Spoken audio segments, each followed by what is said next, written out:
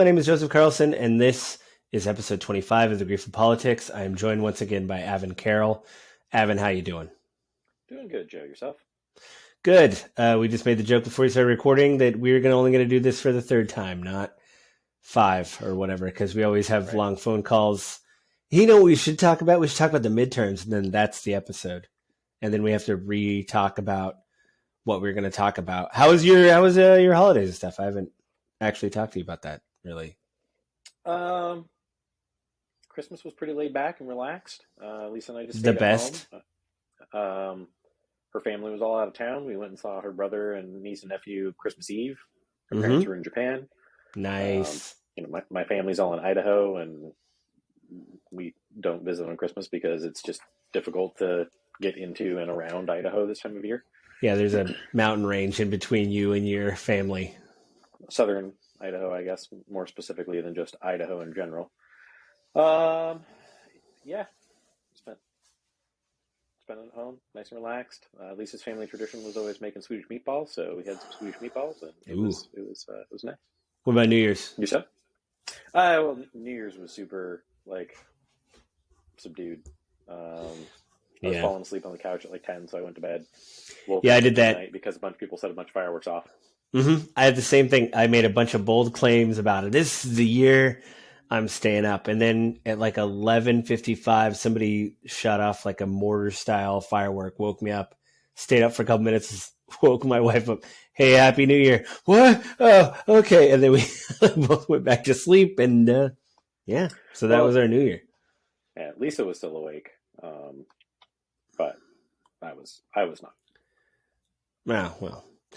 Well, I mean, basically this episode, it seems like it's been a long time, but it's been the same amount of time. It's just probably because of the new year and stuff. We just wanted to talk about the midterms because, man, it was a big deal. The midterms were a big deal.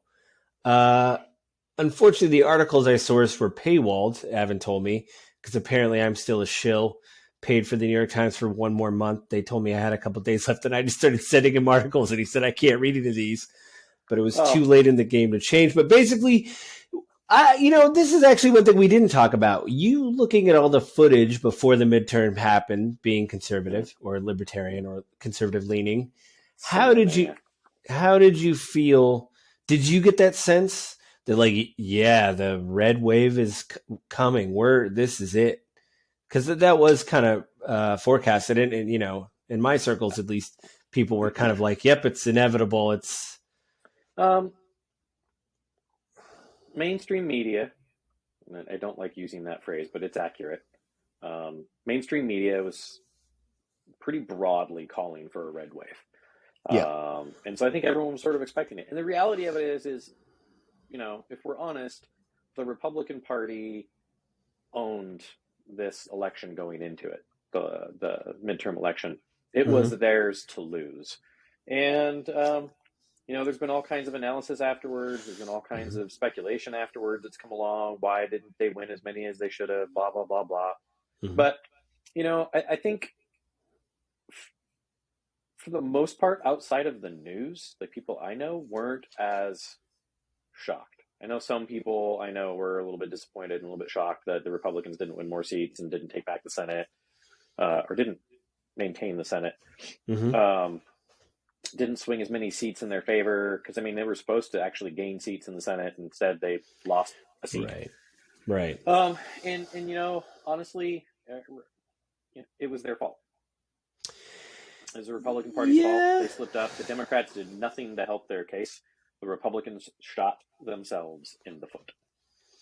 Which is weird because there's all these reports going into it that's what Mitch McConnell said about the Democrats. Let them. We just have to say nothing, and we will let them screw up. If Republicans couldn't keep their mouth shut though.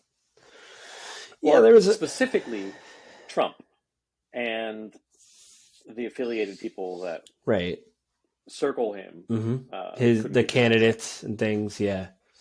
Well, and then there's been charts online and graphs about how many of his candidates won. I think maybe one out of the 20 or something won, I think. It was abysmally bad. Yeah. And I did hear some people on the right say, but we weren't really spending money in these areas. You know what I mean? Like, where was the RNC push? But then, I think some of the people for the RNC actually came forward and said, why are we, these aren't good candidates.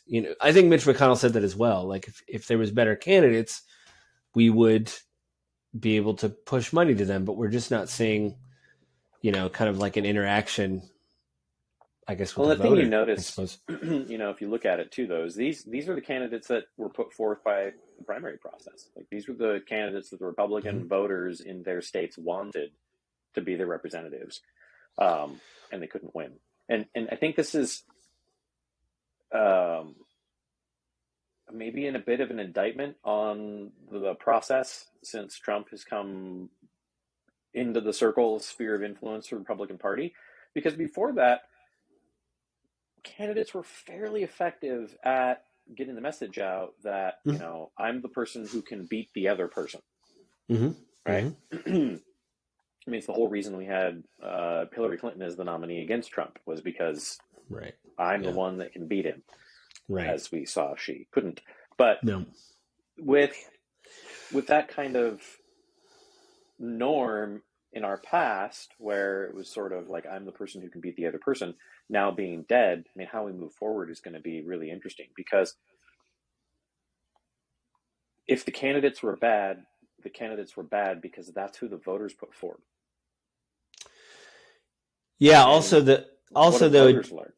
yeah, and then too, what I heard on the side was even the pool to get to the primary, like those people weren't as good. You know what I mean? So it's like you kind of just it's like this is what we have almost like a lesser of two evils is kind of like in the primary field of these places. It was like, well, these four other people are weak, but this person's okay. You know what I mean? So it was almost like, yeah, the voters wanted this, but they didn't even at that level have good choices. I don't think. I mean, at least what I've read. I mean, the measured takes were none of this was really good, and this was like the best we could do. Like, which I again, mean, I hadn't heard that, but that's discomforting because that means that in all likelihood that's going to be continuing to move forward. So is that saying that the good people in the conservative swing of America are so disgusted or disillusioned with the political process that they don't want to run? They don't want to be involved? I think Or that is does true it because mean something else? I think that could be true because what you saw on the flip side of like Democrats, really focusing like abortion was big. Like everybody said that's really what cost the Republicans, but I don't think that was it. But it was a major issue because younger people voted. The whole Gen Z. Um, what they said is they started polling people coming out, and it was just younger and younger people were coming out to vote. So I I think mean, in it's a a big way, part. yeah, I think And for me midterm that elections usually are uh, historically midterm elections sway for Republicans because younger voters tend to vote more Democratic, and younger voters tend not to be as active in the midterm elections. yeah. Well, what I think what was interesting was that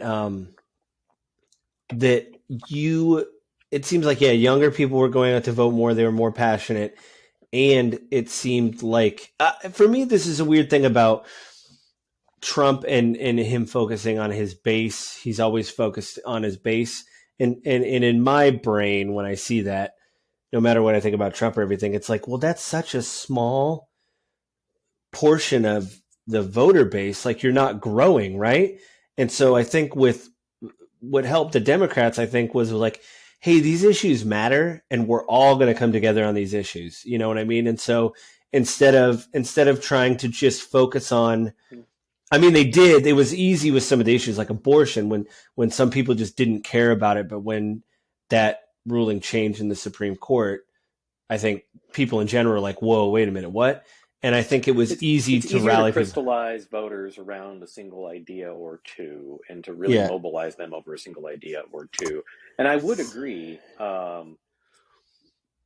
Crystal and Sagar, Sager, Sager, Trump on abortions uh, talked a little bit about this at that point in time that uh, the ruling on abortion definitely was an area that was going to hurt the Republicans, and maybe it had an outsized hurt, but I still think that the real vocal elections that were going on specifically around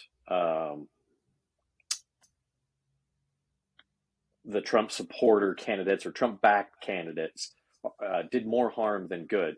Uh, it's interesting though you say it was only like 20 because I mean definitely Republicans had way more seats that they needed to swing well, no, I than they mean, did. I thought those were just the ones that Trump endorsed. I thought it was around 20 candidates that he Hmm. kind of hand of God picked from, the pool and was like, these are the ones, and then they just lost. Maybe one or two, maybe two out of his field won. Are you doing a quick Google? I am doing a quick Google. We have this wonderful place where we can just go. We have Um, we have computers in our pockets and on our desks now. right, right. Um, let's see if we can look up. This is thrilling. I love this. Well, the thing is, the only thing I didn't know is how many of his candidates we were going to talk about and stuff. And I do know that he didn't do well in the ones that he wanted to see succeed. The ones that he pushed forward, very few of them did well, from what I remember So from the.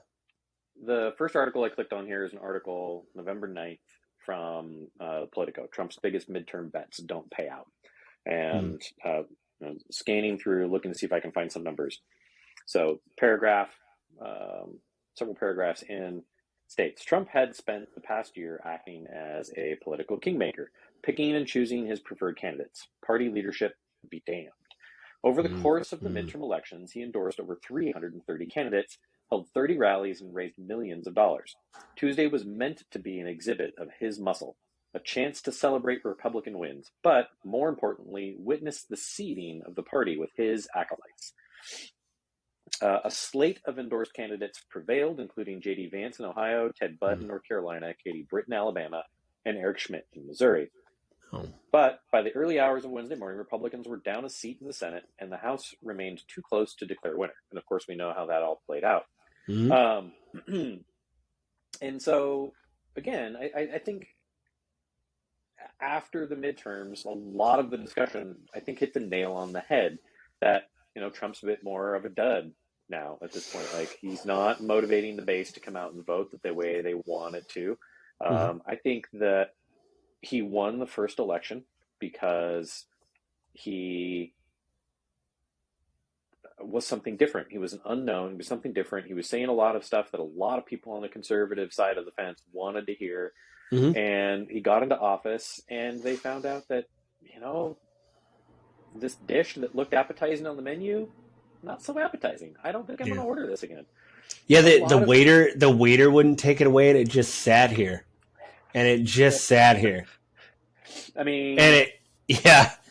yeah. Well, also Uh, one thing I will say, he's running for re-election. What statement has he released in the past week, or you know what I mean? Like, I don't know, newsworthy. I don't know what he's been talking about recently. Like, yeah, maybe a part of why he's not doing so well in the current like polling, looking at who we're going to have as our next president, is because he's not getting the media coverage that he was getting before. Like he's mm, definitely not as sensationalized as he was in 2016 yeah. or 2020. Like he has sort of disappeared into the background, but he's got a lot of other stuff going on too. Like he's getting Yeah. indicted. We talked about that a Um, little bit on a couple past episodes. The Mar-a-Lago episode. Well, we didn't. I don't think we even talked about the other stuff that's going on in the New York investigation. Well, we talked a little bit about that. I think we did a brief overview of the other things that were going on in his orbit. the likelihood of him being indicted in Georgia. I read an article last week that the likelihood of him being indicted in Georgia for trying to sway the election there Oh, based on that phone is call, right? Yep. There was that phone call that he made As to well as another Rathensperger. quite a bit of evidence. Like it's come out of a special grand jury, so special grand jury can't hand down an indictment, but they've handed down a recommendation for one, Well, and so the didn't he likelihood have of something some? is pretty high.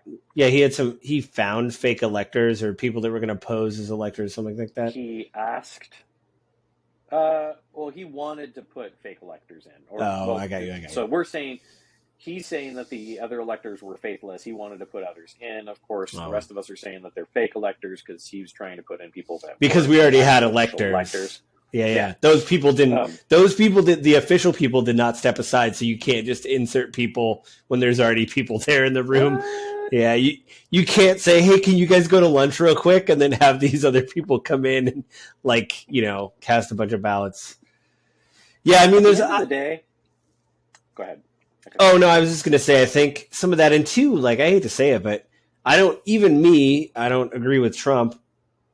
When he's rallies, you're like, wow, there's a lot of energy there. He kind of looks tired now. A lot of people are saying on both sides, like, man, he doesn't. I don't know if it was a birthday or he's looking a little like he's at Mar-a-Lago mostly now, like just kind of low key. Old. Yeah, in 2016 he was already pretty old. Yeah. I mean, that same thing could be said of Biden. They said that Biden has to, because everybody's like, is he going to run again? And then people are like, well, he literally has to talk to his family because that's like what you do. If he was like 50, no, I mean, I don't think that's it. I think I sent you an article a long time ago. I don't know if we talked about it on the pod, but like the idea of ageism. Sorry for getting so close in the video, people. Oh, that's all right. I'm fine. Anyway. Oh no, I leaned forward in my chair and I was like face into the camera. I think everybody forgive me. No, I think, I sent you that article a while ago about ageism, and it is bad to look at that. But like, if really think about it, like, how much ambition do you need? Like when you're 80, I'm like, I just want to kick back. I've done so much. I don't want to run a country. You know what I mean? Like, I don't want to, when you're 82, I don't want to be woken up at 3 a.m. because South Korea did something, or like there's a problem in Indonesia. I'm like, oh no. Well, then that's why you probably won't be president, Joe. I probably will not be president. It takes a very different person. I mean, to be honest, that may happen next year where if they're like Korea's, I'm like, I don't, can you call the vice president? No. The point I'm getting at though is it's like, he's already shown signs of having a pretty hard time maintaining his cognitive composure. Biden, yeah. Yeah. And both sides of the media has been a bit critical of some of his gaffes. I mean, for years before we even elected him as president, like as vice president, he was broadly picked on for his gaffes. Well, a few weeks ago, he was giving. Well, actually, I think it was before the first year. He was giving a speech somewhere, and someone passed away, and he asked how she was doing. It was a big deal because this congressperson like passed away, and he was like, "How's she doing?" And they're like, Kamala Harris has essentially disappeared, right? Like what happened to her? We have a vice president, right? Are in just as much of a weird spot as the Republicans are for putting forth some good candidates. And man, like, where are we at in politics in the United States of America? I know a lot of people would tell me that I'm wrong. Trump is a great candidate, but I was not happy with him as a president. He wasn't composed. He wasn't presidential. And yes, those things matter because he represents every single American. Hey, man, I got that speech when I went abroad, and I was just traveling abroad, and I was a dumb college kid. They're like, hey, when you go places, you represent your country. And everybody in the room got the speech, and everybody took it. I mean, the people that I talked to took it pretty serious, And so it's like we were just going to college somewhere else.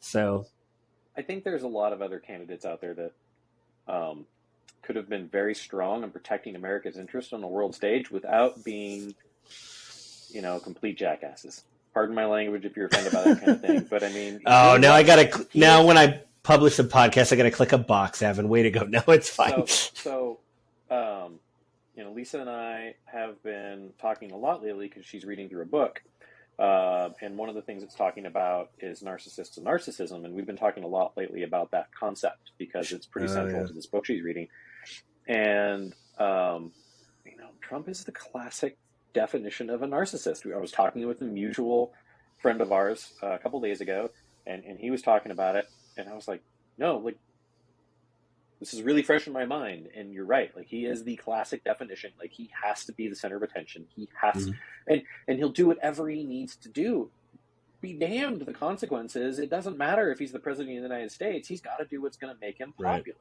So, Right. like, he betrayed the Republican Party and did some really liberal things while he was while he was in office, not in president, um, because he wanted to be popular. He wanted to Yeah. be liked.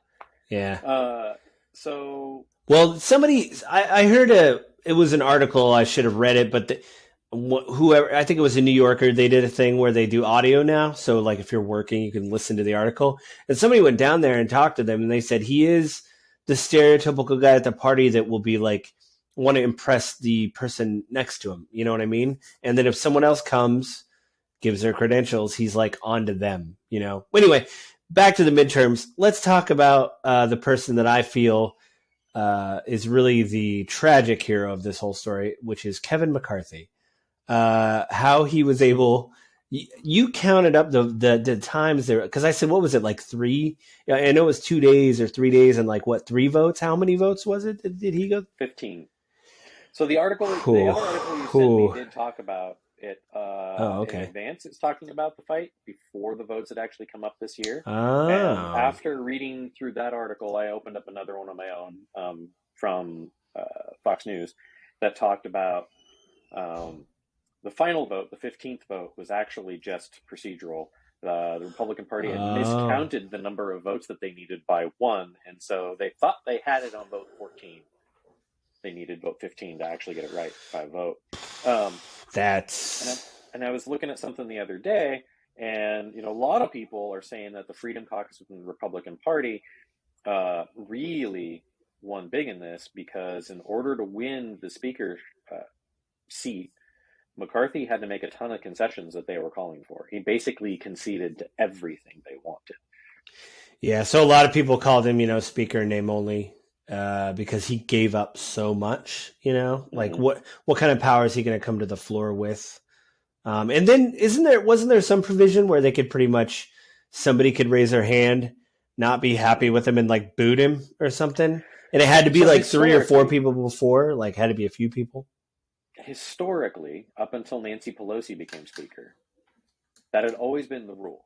Any one person, I'm assuming within their own party, could raise their hand and say, I'm not happy with this person as speaker, and they could Mm-hmm. force another Mm-hmm. election for a new speaker. Nancy Pelosi changed that ruling. And Oh. one of the big arguments within the Republican Party was, hey, if we change this rule, then the Democrats can use it. And so maybe any member of the House could do it. Obviously, they don't want to just do that all the time because nothing else gets done. Okay, that time. All right. That's the reason. That's the one reason why. Because Republicans didn't do it to Nancy Pelosi, right? That's true. So That's true. Democrats aren't going to do it to the Republicans either. So that's right. You know what? You're right. Argument. You got me. You're right.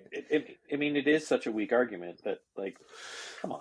Well, it was really weird because before all this had happened with McCarthy, I just was like, oh yeah, it's a thing. It's like with Pelosi, you're like, who else is going to do that? Like, she's been there forever. He's been there forever. Like, and then you see him just perpetually lose, and you're like, wow. You know what I mean? Like, you're just like, what is happening? The new members, the freshman members, couldn't get sworn in. Assigning to committees couldn't be done. There's a lot of actual work that didn't get done because they dragged it out. And personally, I'm very disappointed in McCarthy in that he didn't just like step aside for someone else. But reading through the Fox News article, apparently within the Republican Party, there wasn't anyone that was. Well, nobody could even get close to those votes, right? There was like 4. There was like, wasn't there a few other? So this is The Hill. I'm just going to read a little bit. The Hill. This is written on The Hill. Was by Emily Brooks. It came out on 11/15/22. It's called "McCarthy Wins GOP Vote for Speakership Handily Over Right-Wing Challenge," but Andy Briggs was the other one. A last-minute protest challenge from Andy Briggs. Great. McCarthy won easily 188-31 in an internal conference meeting. Yeah. he had failed to ascend to the speakership in 2015, how he was going to make up the difference between then and now. This secret ballot House Republican Conference vote is just the first step for McCarthy to hold the gavel. He must win a majority in a public vote of the House floor, at least 218 votes. Which actually he didn't even get 218. He got 216, but because other Republicans conceded and voted as president. I really like that word today. Yeah, you're a big fan. He was able to get in. It's just, I don't know, man. It's just one of those things you're like, so what are we doing now? What's going on now? Like, I don't know. Now they're talking about the debt ceiling. That's the thing that I keep forgetting. It comes around every time this year. I'm like, oh, right, they got to vote on that. And there's a lot of pressure in the Republican Party and the conservatives, specifically within the Freedom Caucus, to wrangle in. That was one of the concessions that they made McCarthy adhere to, was that he wouldn't approve any spending bill, or that the spending bill approval in 2024 couldn't be higher than the budget in 2022. So this year they're going to be okay with something higher, but next year it's got to go back to no higher than 2022 levels. That's going to be a problem like that. I don't know that. I know a lot of people talk about, like, hypothetically that shouldn't be too hard, because hypothetically there's some areas where things are going away where you don't need to spend money. Like in theory, hopefully we won't be continuing to spend massive amounts of money in aid with Ukraine. Hopefully we won't be spending massive amounts of money in continuing COVID programs. Yeah. In theory, those are some things that should go away. That should be pretty easy to clear out. But government always grows. It perpetually grows, right? And that's one of the biggest, most frustrating things, period, for conservatives, is like, government shouldn't be big, right? It's the classic. I forgot his name. Reagan? Yes. Thank you. Whoa, I got to Reagan before you? Oh, yeah. No. It's the classic Reagan line, right? Like, government is the problem. Yeah. And I'm going to assume all conservatives and Republicans, that viewpoint is central to their conservative viewpoint of the world. Government is the problem. The government gets in the way. We have to have it. We can't have anarchy. But like, the bigger government gets, the more problems, the more power it has, the more sway it has, the more problems we have. Yeah, I think, the idea. Right, yeah. I know you're not calling me out, or, you're like, I do, I do. You, Joe. I did it. I made the government too big. I'm sorry. I spent that nickel. Push them over the edge. No, I get that. I think what's weird, what I want to see happen is actually what I hate to say this, I'm excited to see the candidates from this who will come out to be 2024 candidates. That's kind of like what I am actually the ones excited. That actually did get elected. Yeah. No, I just want to see, like, because I'm kind of like drawing a blank for. I mean, obviously Trump's running, but I'm trying to think of people around. DeSantis, maybe. Yep. DeSantis, Trump. I can't think of any. I mean, there's more. Hey, maybe that George Santos guy. Maybe he'll run. He's got tons of credentials, and if he doesn't have the ones you need, just give him a couple minutes. He'll write some up. Just send a.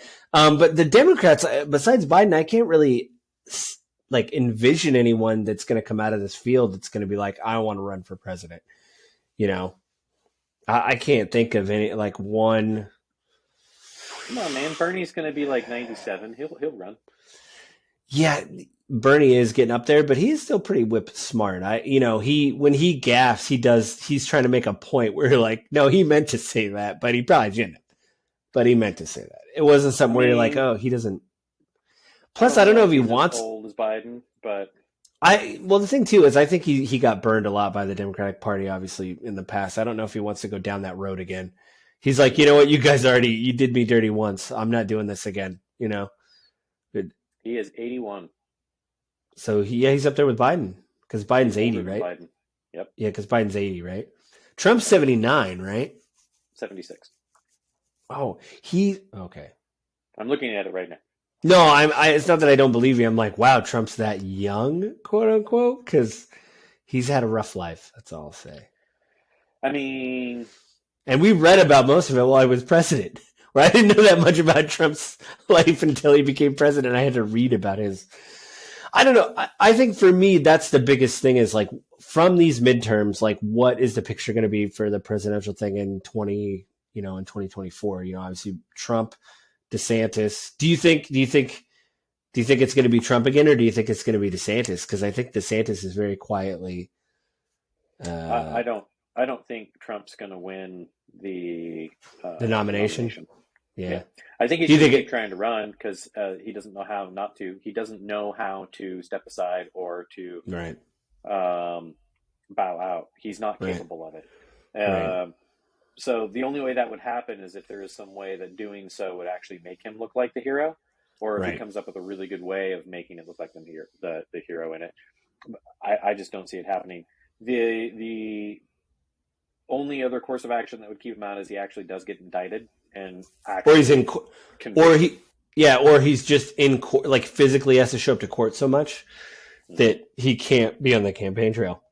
What Yep. do I'd actually never asked you about this. What do you think about DeSantis being conservative? I mean, do you look at DeSantis and go, oh, yeah, he's reasonable? Or are you kind of like, I don't know? Um, I don't. I probably don't know enough about his, actual viewpoints. Some of the stuff that he's done in Florida that's made news, I've agreed with. Some of the stuff he's done in Florida that's made news, I've been like, why on earth would you do So that? kind of a mixed bag. So yeah, it's kind of a mixed bag. There are things that my conservative friends would be praising that I still am like, I don't know if that's a good idea. I think DeSantis is the things I've heard rumbles about.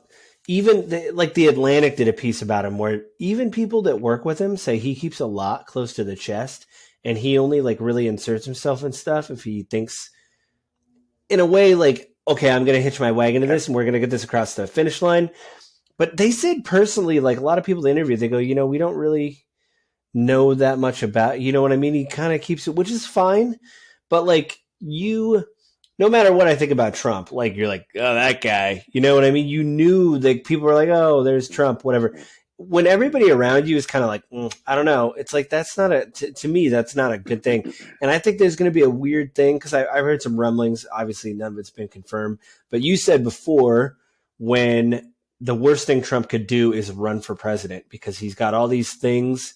You don't want people looking at your finances. You don't want this. And I think from what I've heard, the rumblings of DeSantis, he is quietly in the same position I think as Trump, where he not that he's done all this illegal stuff, but I think he does have some skeletons, and I don't think I if I was him, I mean I don't know, I'm not.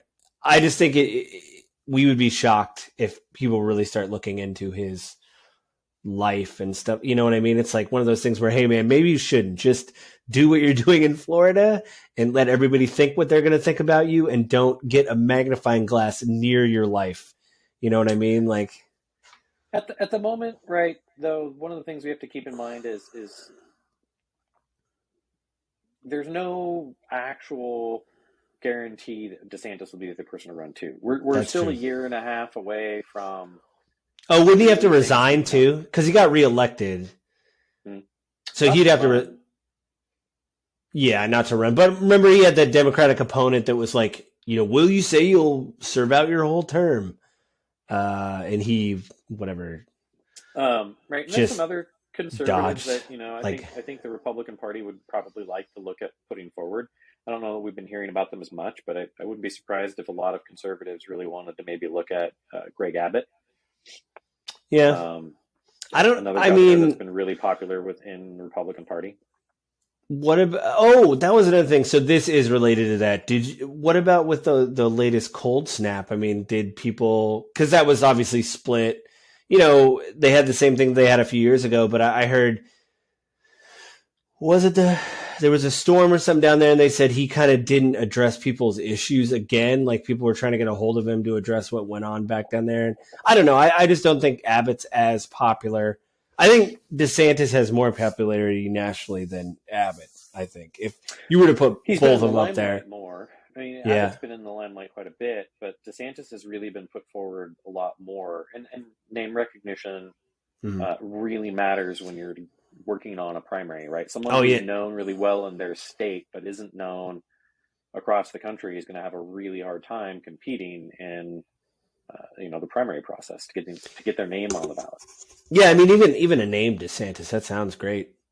Like Biden, Trump, ooh, like Biden. It's like, I don't. Oh, Clinton, I know them. Like that. It's like, oh man, I don't know. I think for me the biggest thing, because I think lately with politics, I think you would agree that like no matter what we think about the culture war, what you think about that, I did see conservatives talking a lot about that leading up to the midterm because that was obviously it seemed like they got support from their base to talk about that and they thought that was really important.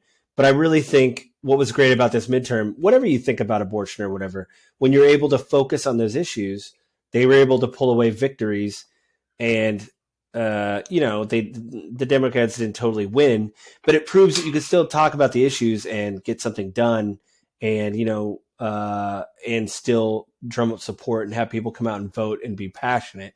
So I think for me, I'm kind of sick of hearing the culture war.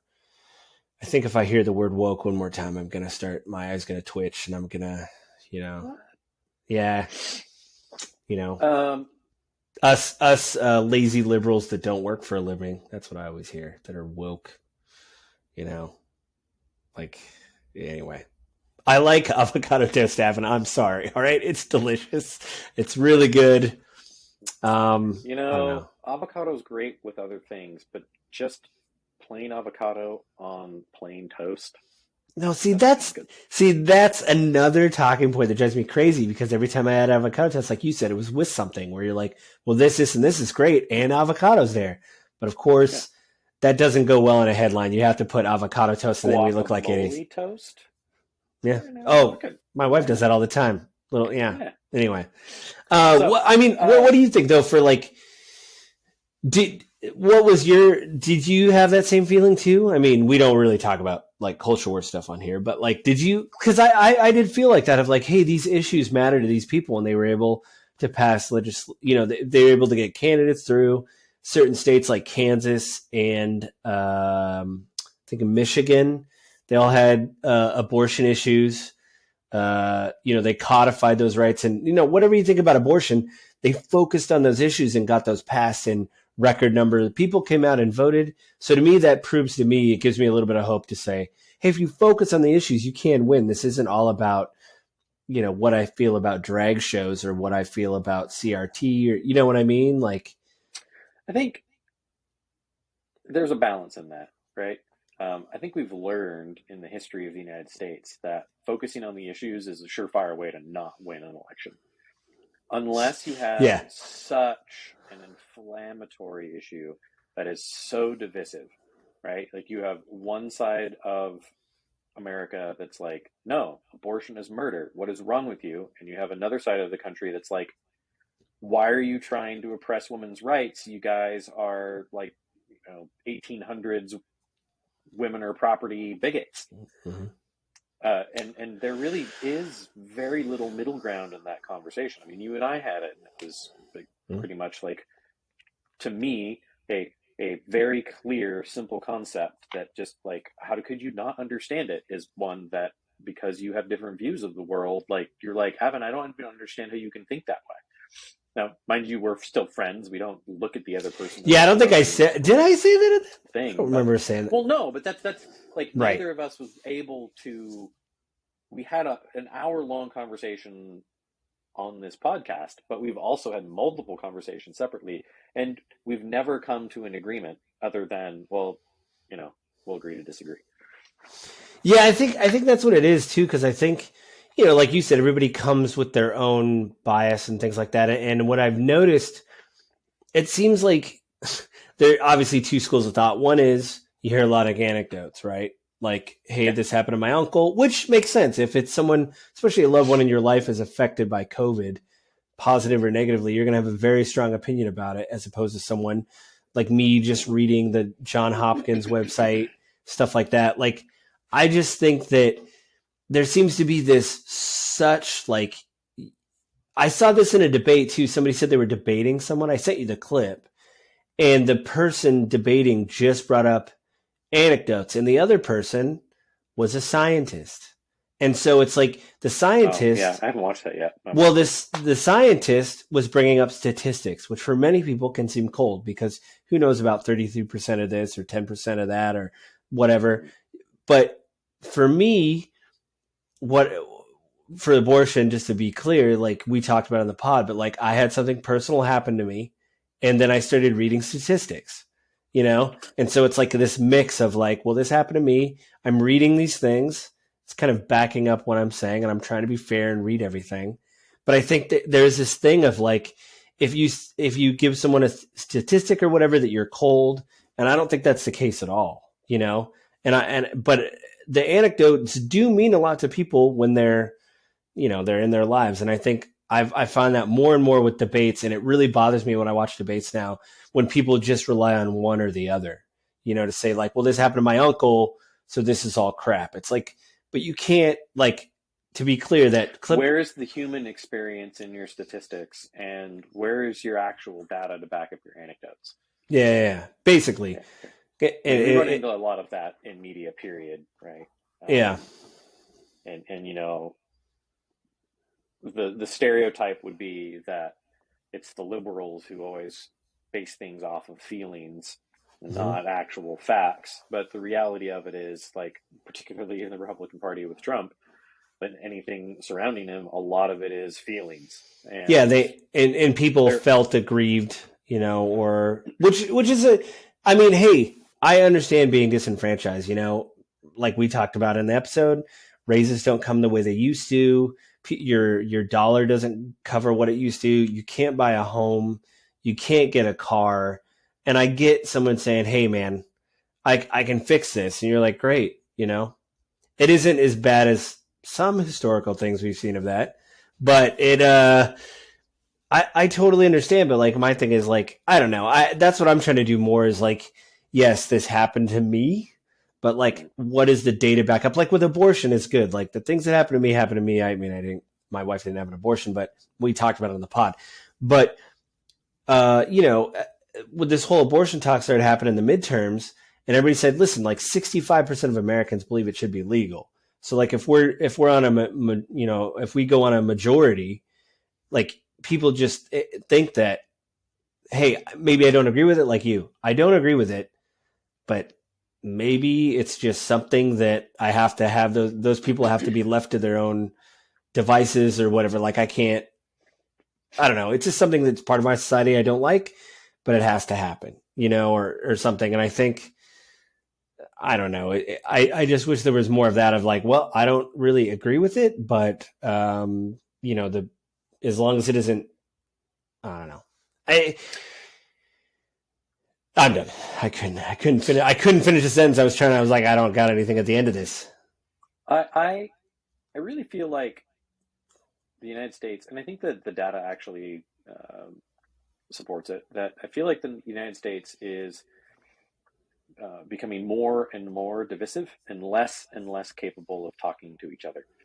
I think it's partially a dynamic of social media. I think it's partially a dynamic of mainstream media. And it's a feedback loop. And I think it just makes itself worse and worse and worse. And it worries me that this country that's been the great melting pot, that's worked very hard to equalize everyone, and while we're not fully there yet, I don't know that we'll ever get there because humans are inherently afraid of things that are different than them. Yeah. I think that's true. I don't think any human being can be perfectly fair and unbiased to every other human being without burdening themselves to the point where they can't function in life. Yeah. But I do think we can try, and I do think we can try to get better. And unfortunately, in the United States, we've got one side of our political system that hates the other side, and the other side, two sides of our political system that hate the other side, and so much so that they're not willing to sit down at the table. And because of that, our elected politicians, in order to stay in power, are moving that direction too. Yeah. Yeah, like, Because oh, well, they don't want to appear weak. that's all right. Sorry. They don't We want had to a, fall on the floor. they don't want to, nothing happened. No, we're fine. We're fine. My dog got excited, and apparently I moved some cables earlier. What? He got very excited. There was some cables earlier. Oh, now he's just looking at me like, I'm so sorry, Dad. He just knocked it over. What did I do? What did I do? I'm fine. I'm fine, buddy. It's okay. So, it's I'm hopeful because people can change, and if you look around the world, you see people doing good things all the time. I'm discouraged because it seems to me like we're continuing to move further and further apart. And if you look at voting records within Congress and voting records within the Senate, up through like 2020, historically, they're becoming more and more and more divided, and less and less and less bipartisan. See, that's a problem. And in order to function as a society, like, we have to work together. We have to talk to each other. We have to be able to negotiate, because if we don't, then we're going to have another civil war. If we don't have a civil war, we're going to break up. Yeah. And I don't want a civil war, because, and for people that say that they do because they think that America's dying and we need to, or they want to secede, right?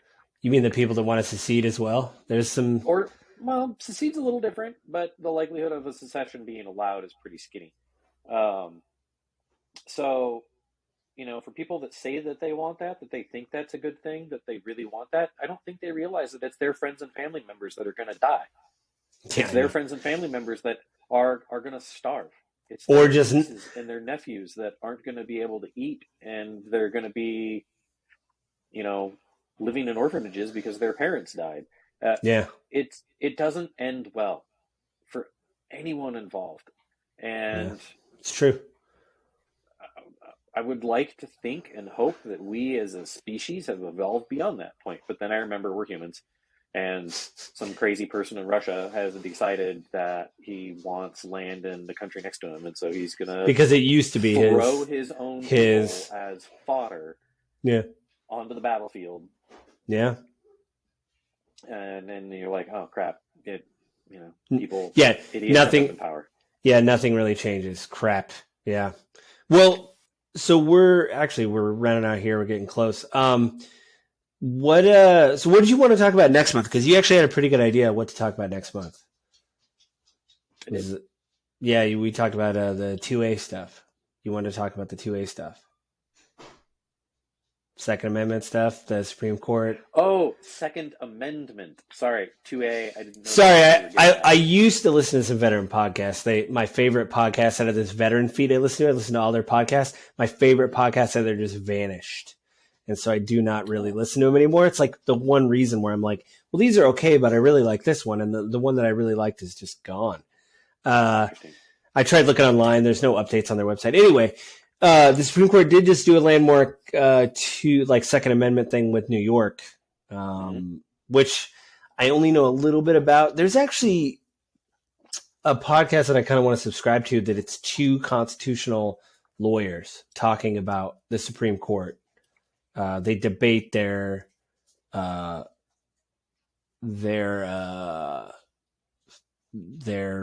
can't think of the word. The verdicts, and they debate them. They're progressive, but they're like, this is how this will affect you, kind of like we do with our podcast. They're like, this is how this will affect you. They did stuff with which does have to do with Second Amendment, but it had to do with being wronged by the police. So you used to be able to take the police to court. They made it easier or harder for people to go to court and find police had done wrong in a case. There's stuff like that.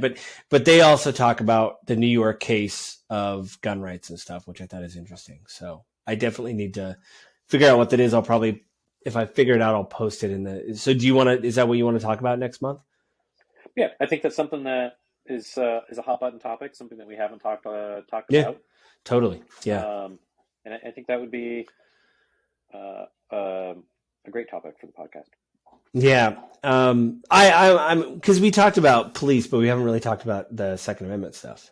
So that'll be Well, and they are not related. I mean, they're very different no, ideas but I when it mean, comes we to were talking about gun violence and I think the police, but we never talked about citizens with like the Second Amendment and all that kind of stuff. Like it's like way different. So yeah, and I mean, then we've I'm talked about it topically, but not in depth. yeah, and we do actually. I know this one's coming in a little hot, but we do actually need to record because I remember when we started doing this on video. You're like, "Hey, we should like really record the pre-show, like sit down and do like a pre-show." And I was like, "That's a great idea." And I think we got one, and that was like episode 18. And now our pre-shows are on the phone when I'm driving home 2 hours from site. And I was like, "Well, that was the episode." So we'll do something like that. We'll work on that in the next year. Really quickly, Avin said this isn't interesting to everybody. I think it's interesting. We are getting more and more people watching the videos. It seems like most of our traffic is on YouTube because I looked at Spotify and iTunes. iTunes doesn't even have enough data to scrape data. Spotify is also low, but there's a lot of views on our YouTube videos. So I think our biggest one is like 20 or 25, unless that just changed. Right. And then the one below it was like 10 or 12, which was, I think, what was it episode? I'd have to hang on. I'd have to look I it mean, up. if you open up your YouTube studio, it's right there. What? I could do that, I suppose. Yeah, it's just weird. I think that's how most people are finding us or listening to us. So I'm actually kind of excited that that's I mean, that's I hoping. think YouTube is the second biggest search engine in the world. So if people are looking at the topics that we're talking about, I'm not surprised that they're running indoor videos. Oh, we got housing actually got up to 20. Our housing video actually got up to 20. The second part, the one when you and I talked about it. Yeah, the first one didn't do as well. Energy dependence got up to 10, which is pretty good. What else here? That did like 3. Then the question is how much are people actually watching it? Because that's just they opened the video and watched a few seconds. Yeah, well, when I looked at the analytics, those were actually high as well. That, you know what? Never mind. That was for 19 seconds. I felt really good about that one, but apparently they were like, "What? I don't care about housing." But it says 50. I don't want to watch this. 19 minutes. I'm sorry. So like 59% of the video. I don't know. It just seems like I think YouTube is really where we're getting our most amount of engagement. And I just found out my last video didn't post because it got rejected by the YouTube people. So that's cool. So I got to go fix that. Yeah. What did you say or do in the video that got it rejected, Joe? It says it just failed to upload. There was a problem. Usually it was going smoothly and I check like the next day, but I've been busy the past couple of days. So it's like, yeah, everything's fine. I don't need to check. Well, I should check now from now on. I think is what I think. So, well, Avin, thanks for the talk. We did talk about the midterms, even though it didn't seem like we did. Next month we will talk about, we'll say the Second Amendment. We'll just say that and we'll just talk about some of the Second Amendment. Is there anything you want to plug before we take off, Avin? As always, of course, Your Agent Guide, my own YouTube channel, and my real estate business, where I help people find talented professional real estate agents in their area.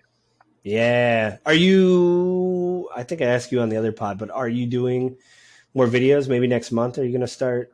I will start doing more videos again this year. I took a long time off. Lisa and I went to Japan for our anniversary, came home, got sick, then it was Thanksgiving. So, yeah, basically haven't had the time to put into making videos for the last couple months, but there will be more coming for sure. Cool. Yeah, I mean, just you and I last week talked about on Gaming with Grief. That's my other podcast. We talked about the OGL drama for D&D, which was updated today and is pretty crazy. I don't know if you heard about that really quickly. Just to plug that episode, that is probably out of date, which is terrible to tell people to go watch an out-of-date video. But all it does is really it just kind of goes through what's happened with D&D and their open license. Many of that stuff got updated today because D&D released a news statement. Some people in the community that were verifying sources. We're going to do like an expose tomorrow. They address some things in an open video to say this is what I'm coming out with tomorrow. And the D&D official D&D site said, "Hey, we've heard there's some misinformation. Here's what actually happens," and said some stuff. So then the person that was creating the video had to go back and say, okay, I verified with my sources, and I have two sources, and they're telling me two different things. So I did all the research I could. I'll come out with the video tomorrow with an addendum. And I'm like, oh, my brain hurts. So, yeah, it'll be good. There'll probably be another video in my future about it, just to be like, all right, I'll have like the loosened tie and I'll sweat and just be like, this is what's happened. The D&D OTL if you care. So, well, thanks everybody for joining us, and we will talk to everybody next month.